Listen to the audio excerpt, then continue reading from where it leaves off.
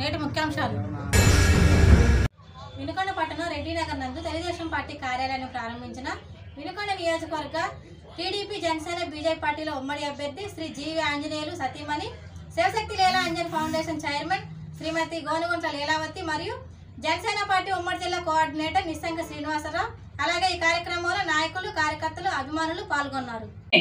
ఒక పక్క అభివృద్ధి పదంలో నడిపించినటువంటి మీరందరూ కూడా చూశారు పోయినసారి వచ్చిన 5 ఏళ్లలో. ఆ విధంగా మనం గట్టిగా చెప్పాల్సిన అవసరం ఉంది ఇంటింటికి. మరి ఎందుకంటే వాళ్ళు చెప్తున్నారు ఈరోజు నేను తెచ్చామని. ఏం తెచ్చారు ఈరోజు? మరి కాలనీల్లో నన్ను పిలిచి ఎందుకు చెప్తున్నారు మహిళలు? మాకు నీటి సౌకర్యం లేదు, కరెంట్ సౌకర్యం లేదు, డ్రైనేజీ సౌకర్యం లేదు. 1, 2 అది టౌన్లోకి వెళ్ళి చూస్తే తెలుస్తుంది ప్రతి ఒక్కరు కూడా. ఆ విధమైన మీరందరూ కూడా మరి ఇది అర్థం చేసుకొని ప్రతి ఒక్కరూ మన అభివృద్ధి పథకాలు కానీ పథకాలు కానీ 2 మనం ప్రచారం చేయాల్సిన అవసరం ఉంది. మీ అందరూ కూడా చక్కగా పాల్గొని అందరూ చేస్తూ ఉన్నారు. ముఖ్యంగా నాయకులందరూ చాలా కలిసికట్టుగా పనిచేస్తున్నారు. వాళ్ళందరూ కూడా మనస్ఫూర్తిగా పేరున ధన్యవాదాలు తెలియజేసుకుంటూ మనం వస్తేనే మనం ప్రతిరోజు నీటిని తెచ్చుకోగలం. అది కూడా మంచి నీళ్లు, కలుషితమైన నీళ్లు కాదు, మంచి నీళ్లు తెచ్చుకునే అవకాశం ఉంటుంది. ఎందుకంటే మనం పోయినసారి 159 కోట్లు తెచ్చుకున్నాం. అలాగే వరకపూడి సెలకి పర్మిషన్ తీసుకొచ్చారు కృష్ణదేవరాయలు గారు. ఆ విధంగా అది కూడా మనం సాధించుకోవచ్చు. కాబట్టి మనం దానికోసమైనా మన రైతులను కాపాడుకోవాలి, మన ప్రజలను కాపాడుకోవాలి. మనం వినుకొండ పరిస్థితి మొదటి నుంచి చూస్తున్నాం. దాదాపు ఎప్పుడు కూడా నీటి కొరతే. ఆ విధంగా మనం తీర్చుకోవాల్సిన అవసరం ఉంది. కాబట్టి మనందరి మీద బాధ్యత ఉందని తెలియజేస్తూ ఇంకొక విషయం, మన పవన్ కళ్యాణ్ గారు చాలా మంచి నిర్ణయం తీసుకున్నారు. చాలా మంది ఆవేశపరుడు అంటారు, కానీ చాలా ఆలోచించి, ఎందుకంటే ఆయనకు తెలుసు చంద్రబాబు గారు విజన్ తెలుసు, అలాగే ఆయన గొప్పతనం తెలుసు. అందుకనే పవన్ కళ్యాణ్ గారు సపోర్ట్ ఇచ్చినందుకు మనస్ఫూర్తిగా నేను ఆయనకి ధన్యవాదాలు తెలియజేసుకుంటూ వారి సపోర్ట్ మనకి గట్టిగా ఉంది. అలాగే బీజేపీ పార్టీకి కూడా మనకి వాళ్ళ మద్దతు కూడా ఉంది. కాబట్టి మీ అందరూ కూడా గట్టిగా ప్రచారం చేయాల్సిన అవసరం ఉంది. మన టౌన్లోనే కాదు, గ్రామాల్లో మనందరం కూడా గ్రామాల నుంచి వచ్చినటువంటి వ్యక్తులం. మనందరి బాధ్యత మరి మన భుజాల మీద ఉంది. కాబట్టి వాళ్ళిద్దరిని కూడా సైకిల్ గుర్తుపై ఓటేసి ఇద్దరిని మన లావు కృష్ణదేవరాయలు గారిని అలాగే ఆంజనేయులు గారిని సైకిల్ గుర్తుకు ఓటేసి గెలిపించాలని ప్రార్థిస్తూ మీ అందరికీ సెలవు తీసుకుంటున్నాం. Thank you.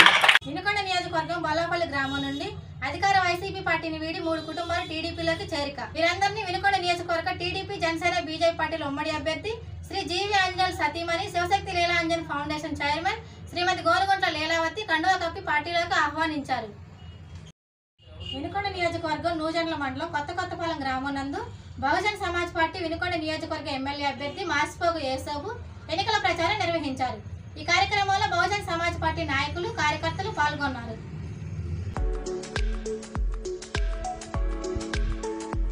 వైసీపీ అభ్యర్థి బొల్లా బ్రహ్మనాయుడు నామినేషన్ తిరస్కరించాలని ఆర్ఓ వరద సుబ్బారావుకు ఫిర్యాదు చేసిన న్యాయవాది సిహెచ్ఎల్ఎన్ మూర్తి వినుకొండ నియోజకవర్గ అసెంబ్లీ వైసీపీ ఎమ్మెల్యే అభ్యర్థిగా పోటీ చేస్తున్న బొల్లా బ్రహ్మనాయుడు సమర్పించిన నామినేషన్ పత్రాల్లో తప్పుడు సమాచారం ఇచ్చారని లాయర్ సిహెచ్ఎల్ఎన్ మూర్తి ఆరోపించారు.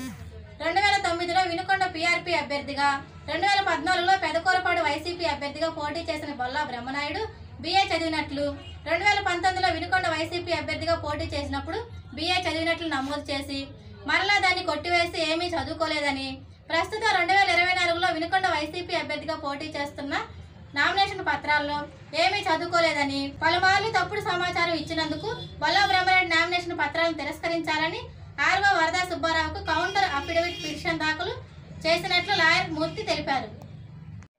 మీరు ఎవరైతే వీడియోగ్రాఫ్ తీశారో 2 గంటల 30 నిమిషాల నుంచి 2 గంటల 55 నిమిషాల వరకు, అప్పుడు నేను ఖచ్చితంగా మేమందరం అక్కడ హాజరులో ఉన్నాం, మిమ్మల్ని కలిసాం. 3 తర్వాత తీసుకుంటారని చెప్పామని చెప్పాం. కాబట్టి అసలు మా దగ్గర ఈ అప్లికేషన్ తీసుకోవడానికే వారు చాలా ఇబ్బంది పడినటువంటి సందర్భం అయితే నేను చూశాను. కాబట్టి వారికి చాలా స్పష్టంగా చెప్పాం. తర్వాత వారికి చాలా విచిత్రమైనటువంటి ఒక వాదన ఏంటంటే, ఇప్పుడు ఏంటంటే బొల్లా బ్రహ్మనాయుడు గారు డిగ్రీ చదివితే ఏంది, చదవకపోతే ఏంది, నేను BA, నా పేరు సుబ్బారావు, వరదా సుబ్బారావు, నేను BA అని గతంలో పెట్టుకునేవాడిని, ఇప్పుడు పెట్టుకోవట్లేదు, అదేమో పెద్ద సమస్య. మీది సమస్య నాకు కాదండి, కానీ ఇది నాకు సమస్యను.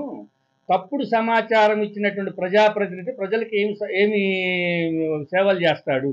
ఈ విధమైన తప్పుడు సమాచారం ఉండకూడదు. ఎవరైతే ప్రజాసేవలో ఉంటారో వారి యొక్క జీవితం అనేటటువంటిది చాలా ఉన్నతంగా ఉండాలనేటటువంటి లక్ష్యంతో ఈ ప్రణాళిక అంతా కూడాను ఈ ఎన్నికల కమిషన్ అనేటటువంటిది ఈ నియమావళి అనేటటువంటిది రూపొందించింది. కాబట్టి ఆ నియమావళి ఏదైతే ఉందో దాన్ని ఉల్లంఘించినందుకు ఆ ఉల్లంఘన అనేటటువంటిది అతని నామినేషన్ తిరస్కరణకి అది ఒక పెద్ద గ్రౌండ్ అవుతుంది అనేటటువంటిది నేను చెప్తే, చెప్పిన ఉద్యోగాలు ఇచ్చే వరకు నెలకు 3,000 రూపాయలు నిరుద్యోగ వృత్తి కల్పిస్తామని గోనుగుంట్ల హరీష్. తండ్రి జీవికి మద్దతుగా తనయుడు హరీష్ ఇంటింటికి ఎన్నికల ప్రచారం నిర్వహించారు. ఎన్నికల అనంతరం రాబోయే ప్రజాప్రభుత్వంలో యువతకు 20 లక్షల ఉద్యోగాలతో పాటు అవి వచ్చే వరకు నెలకు 3,000 రూపాయలు నిరుద్యోగ వృత్తి లభిస్తుందన్న విషయాన్ని అంతా గుర్తుపెట్టుకోవాలని విజ్ఞప్తి చేశారు వినుకొండ కూటమి అభ్యర్థి జీవి ఆంజనేయులు తనయుడు హరీష్ బాబు.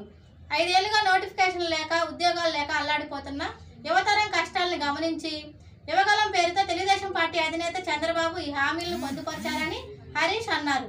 వినుకొండ పట్టణం వై కన్వెన్షన్ నందు మాలల వారి ఆధ్వర్యంలో నిర్వహించినటువంటి మాలల ఆత్మీయ సమావేశంలో ముఖ్య అతిథిగా పాల్గొన్న వినుకొండ నియోజకవర్గం టీడీపీ జనసేన బీజేపీ పార్టీల ఉమ్మడి అభ్యర్థి శ్రీ జీవి ఆంజనేయులు మరియు ముఖ్య నాయకులు మాల మహానాయుడు నాయకులు పాల్గొన్నారు.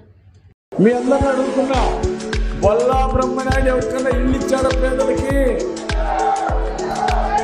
బొల్లా బ్రహ్మనాయుడు కనీసం మరుగుదొడ్డి ఇప్పించాడా? ఒక మరుగుదొడ్డి ఏ కాలనీలో ఒక సిమెంట్ రోడ్డు వేసాడా?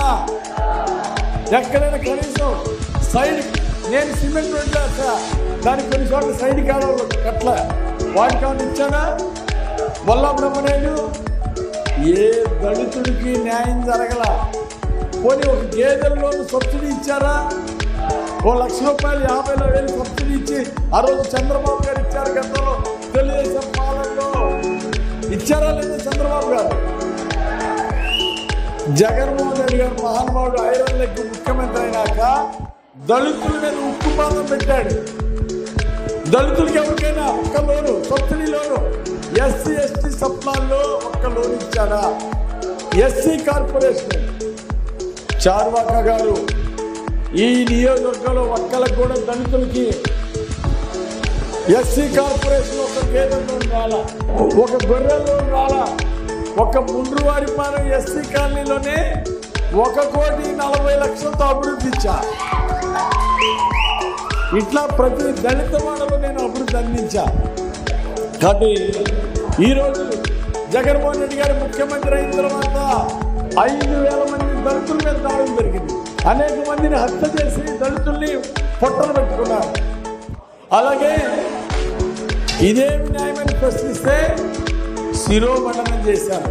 అలాగే డాక్టర్ సుధాకర్ కరోనా టైంలో వైద్యం అందించే డాక్టరు, అయ్యా కరోనా వస్తే డాక్టర్ అయినా పోతాడు పైకి, మాకు మాస్కులు ఇవ్వండి, పేదలకు వైద్యం చేస్తాం, మాకు మాస్కులు ఇవ్వండి అని అడిగినందుకు ఎన్ని చిత్రహింసలు పెట్టారో మీరు చూశారు. ఒక దళితుడు సుధాకర్ డాక్టర్ని వేధింపులకు గురి చేసి ఆవేదనతో చనిపోయే విధంగా చేశాడు ఈ జగన్మోహన్ రెడ్డి ప్రభుత్వంలో. ఇది న్యాయమా అని నేను అడుగుతున్నా.